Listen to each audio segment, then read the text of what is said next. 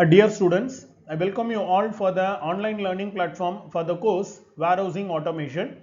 So through series of video lectures, we have been learning this course, and right now we are in the 5th unit titled Advanced Technologies and Future Trends, and this particular presentation will take us to the third chapter of Unit 5, Optimization and Next Generation Automation Solutions. So we knew the fact that existing, that is traditional warehouses, are completely filled with chaos and confusions. So there exist a good amount of problems which leads to customer dissatisfaction as well as poor operational efficiencies of warehouses. So therefore what we do is we just incorporate the philosophy of automation, various technologies of automation into the warehouse, and we make it as an automated warehouse. And this unit 5 is going to take us to the next step of elevation, that is with respect to advanced trends and the future. So in the near future, how it is going to be, how we can expect the warehouses or automated warehouses to be, in which particular direction. So that is what this particular presentation will take us to. In warehouse automation, optimization focuses on using data and smart systems to improve efficiency and accuracy and cost effectiveness. See, the basic understanding is very simple. See, we get good amount of data from almost all parts of the warehouse. Now, what is the main expectation here is day to day, even we have got the concept of KPI, there should be continuous improvement with respect to the KPI standards. Today it is of 10%, tomorrow at least by, tomorrow in the sense by maybe after a good period, say some 6 months or 1 year, it should increase marginally, at least from 10 to 12%. So likewise there should be improvement. So how do you improve the efficiency? With the same setup, how to increase the efficiency? So the only solution is optimization. So when we go for optimization, the same existing setup, without increasing the resources, without increasing the load of the resources, we will be able to achieve the state of the best or the efficient mechanism just by adopting the optimization techniques. So let us get into the part how it is going to be. So therefore, when we have in such a situation, we go for the next generation of solution leveraging artificial intelligence, advanced robotics, and the industrial internet of things, that is IIoT. So here what happens is, when we wanted to go ahead with the adaptation of these technologies, the system should be highly interoperable. It should be of highly interoperable. There should be interconnections, networking should be there, so that we can make it into an autonomous warehouses. So understand the term, it was a warehouse, traditional warehouse, it became an automated warehouse, and the third stage is going to be autonomous warehouse. So this is where the ideal expectation. So that is where the next generation of warehouse will be getting into. Now, the future optimized automated warehouses definitely should have these three elements. The first element is AML, the second dynamic and strategic workflows, and the third is human-centric augmentation. Now we'll see everything in detail.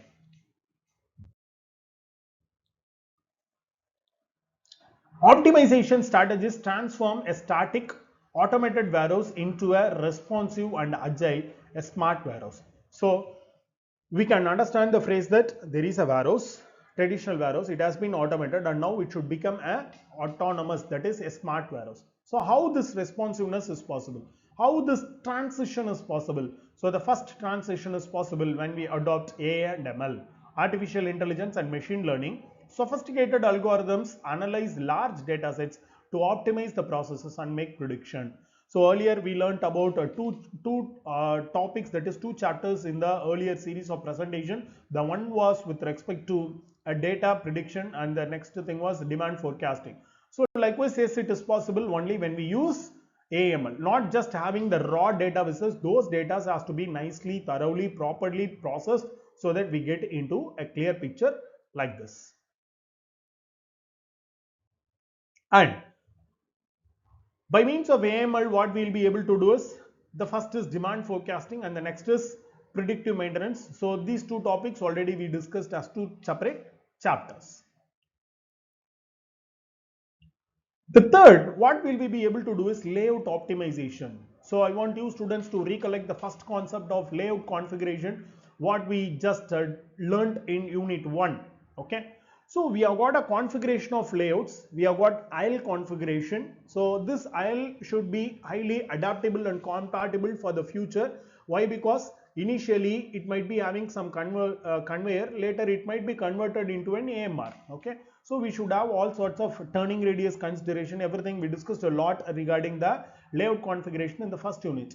Likewise, when we have got a layout, that layout is optimum. How to judge it? No, it may not be possible for us to judge. So that is where we wanted to have AI powered simulation models to analyze workflows, to suggest improvements for a warehouse to a proper physical layout. If we should have a proper physical layout, therefore it is possible for us to go ahead with optimum utilization of the spaces. So now what is going to be the advantages? The advantages, it can reduce the time for picking and increasing the storage capacity. So these all are the advantages what we can get when we go for an optimized layout.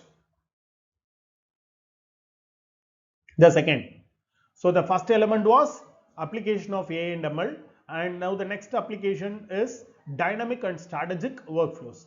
Modern systems use real-time data to create the most efficient processes.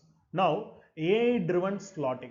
So, one thing when you clearly understand, you can know the fact that everything is revolving around, it is hovering around the data.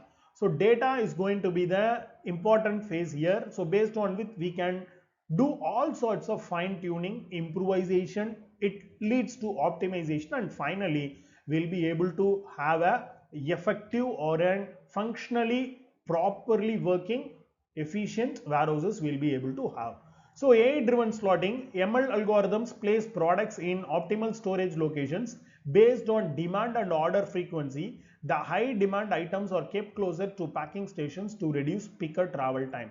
So now AI will be deciding with these concepts. So this irrespective to the size of the product, this is the product which is going to be on a faster case. The pattern shows that it is consumed on a larger case, means then we can think of reorganizing, reconfigurable like thing. So that is what is AI driven slotting.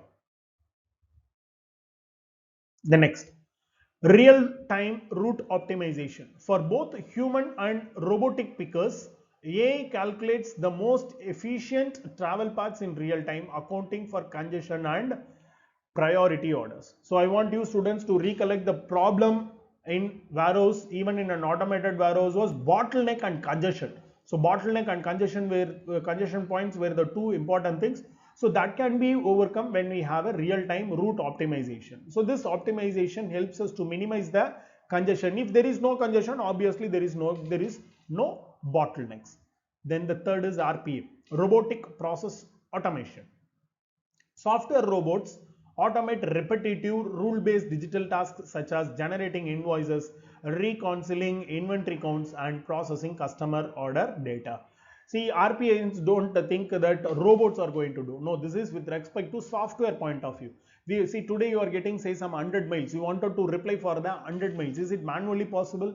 No. Again, we should have some sort of digital robots. These digital robots, see, like how the physical robots lifts a part from one point and place it to the other, likewise digital robots also will be helpful to minimize the human work, especially on the repetitive task. So daily you have got some hundreds and hundreds of mails to be replied. Manually it is not possible, but when you develop an RPA, that is robotic process automation, that will do the reply, not just going out with reply. It will properly reply in a strategic way. It will reply, especially with respect to invoice generation or inventory control related activity, and of course even processing of customer data. Then the third category, human-centric augmentation. See, technology is used to enhance, not to replace human workers. So that is a known fact. See, though there might be some cases here and there, maybe based on the skill level that would have occurred, but the general cases, it is not to replace humans. At any point of time, robots are not going to be a replace for humans. So only under a case where it is not possible for a human to do, only such cases in a such hazardous environment only we just go ahead with, or in other cases where human is unable to do because of excitation of forces is beyond the limits, then we go for robot. So when that is the situation, so human centric augmentation is another category where that is going to be the core focus. How? In the sense, the first is voice picking. So you wanted to give command for a robot, you got an autonomous mobile robot, that robot is ready to go and pick. See, rather than programming, you just give voice, maybe some sort of commands, go to by means of program something by means of voice. You tell by means of voice, the system will be able to diagnose the statement, diagnose the command from it, and it is going to execute the same, and the product is going to be delivered. Then smart wearables. So smart wearables like smart glasses or exoskeletons or even smart watches, smart rings likewise. So based on that, even we can go ahead with optimizing the routes or to reduce the physical activity. So I hope you might be remembering the risk assessment. When we did the risk assessment for a warehouse, excitation of forces were very high. So that was because of physical stress and strain. So that can be minimized to a greater appreciable extent. Now, next generation solutions. So what are the next generation solution is, see, beyond optimization, we have got a setup, we have completely fine tuned. Now the system has been automated 100% and it is realized that everything is working well. Everything is operationally, functionally, everything is good, smooth. But still, there is a scope for improvement. At any point of time, there is no holiday for the scope of improvement. So what is the next scope of improvement will be RAS, Robot as a Service. What is this robot or robotics as a service is? We are going to rent robot. See, we have got, I'll tell you one simple example in this regard. Even I told you earlier presentations also where MG came out with the BAS, battery as a service. Likewise, see, movie shootings, when you see, they don't buy brand new cameras and they don't preserve with the, say, with the cinematographers or with the producers or with the financiers. No, they will not have. They go with this rental mechanism. There are third parties who are there who buy brand new cameras as well as the associated stands, likewise jib or whatever may be the mechanisms they adopt, Akela crane likewise. So everything will be available for rental basis. So for the days of shooting, they are going to rent. They do all sorts of things. They take the memory storage device, the backup is taken, and the camera and its accessories are returned back. So likewise, here robots are also will be of that. If you are having a surge in the demand, you may go, you can get the robot as a service, use it for a while, say a month or so. Once there is a decline in the demand, you can replace it, you can give them back. So this is what is RAS. So that's where the next solutions, next possible solutions are. Modular and flexible systems. So the term modularity, often we are just experiencing this. So new automated solutions, when you go for a pilot basis, no, it is not possible. Pilot basis, there may not be people readily in a position to supply pilots for us. So rather than that, excuse me, rather than that, we can think of modularity. So modular designs can be brought into picture. So therefore, such modular items may be incorporated. So that will be the near future. Next, autonomous mobile robots. See, why autonomous mobile robots is, see, warehouse itself is a place where it is meant for storage, for retrieval, for picking as well as packing. So you can't expect everything to be in a proper, though they are in a properly placed, some cases a discipline might be a little bit of, due to the urgency or due to the work nature, we can't expect 100% lane discipline and other things. So therefore, AGVs, they will not be in a position to detect the obstacles, but AMR is not so. It is absolutely autonomous. That's where they get the term autonomous mobile robots. They are fixed with LiDAR scanner. So LiDAR scanner are highly capable to sense the obstacles and they can change their route. They can change their route based on the need and necessity. So the trajectory planning will be the best. So that's how the next generation can be. Digital twin technology. See, digital twin is another thrust area which is also called as mirror world. Whatever the thing we are having in a physical setup, the same physical setup is going to be digitally represented, and that digital or virtual representation is called as a digital twin. So what is the need? We wanted to have the physical counterpart in the form of digital mechanism, so that we can understand the thresholds, we can understand the bottlenecks, we can understand the congestion points, everything, so that the real world cost can drastically be brought down when you work it on the physical part.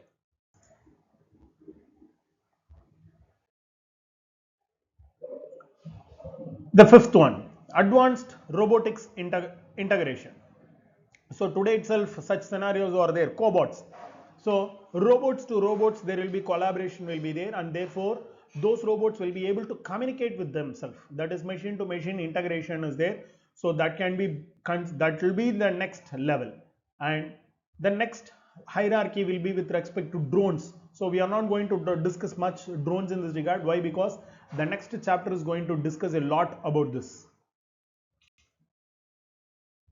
Multi-purpose robot.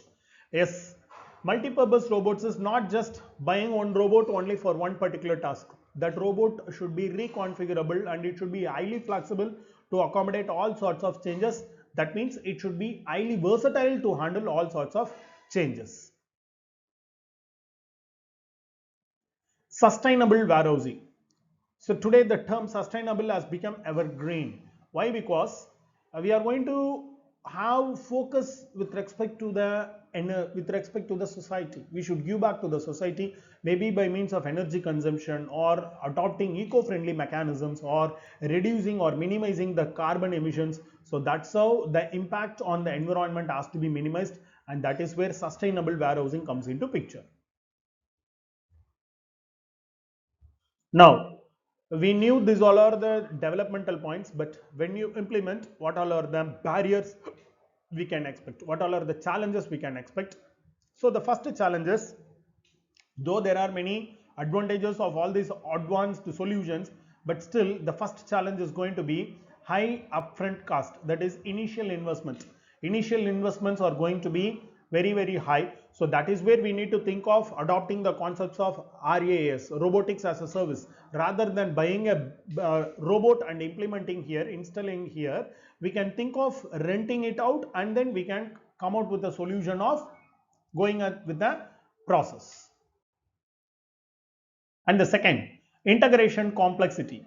See, once the technology goes on, the integration among the software versus hardware or hardware to hardware. So likewise, that integration difficulty might be on the higher end, and we should be equipping ourselves for that. Workforce adaptation. See, training force, the people, they have got their own mind barrier. They will not be in a position to adapt all the changes. So we should train them nicely so that they accept the changes and they try to do the same in the future. Cyber security and risk. So whenever we go for an advanced concepts, of course we should be equipping ourselves to face cyber attacks. Okay, even such protocols should be developed in this regard. So now we come to the end of the presentation. So today this presentation took us through the optimization and next generation solutions. So how AI is going to play an important role, how humans are not going to be replaced by the advancements of technologies, and what all are the mere possible next generation solutions.